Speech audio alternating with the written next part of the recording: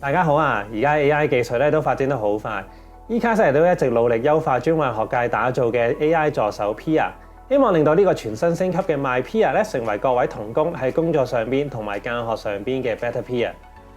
老師咧經常都需要整一啲圖片教學素材，上網揾咧又未必啱用，人手畫咧又可能好花時間。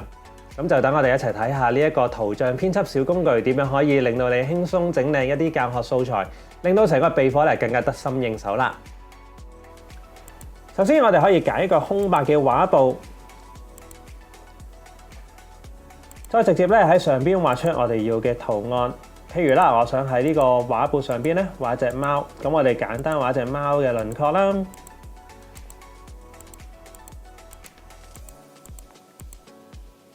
跟住咧，我哋可以話俾 AI 知道想點樣去處理呢一幅圖嘅。譬如啦，將佢轉為一個掃描風格，再撳編輯圖像，佢咧就會自己生成一幅貓嘅掃描畫噶啦。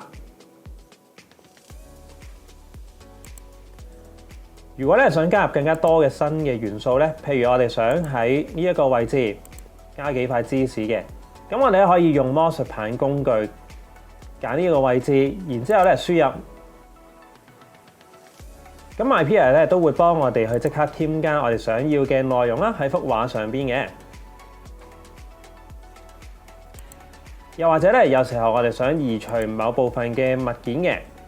咁只需要我哋揀選咗佢，再撳移除，就可以輕鬆抹走一啲我哋唔想要嘅地方噶啦。最後啦，我哋都可以選擇幫呢幅畫上埋色。咁 MyPia 成日都可以好快咁幫我哋將呢幅黑白嘅掃描畫變做一幅色彩豐富嘅掃描畫噶啦。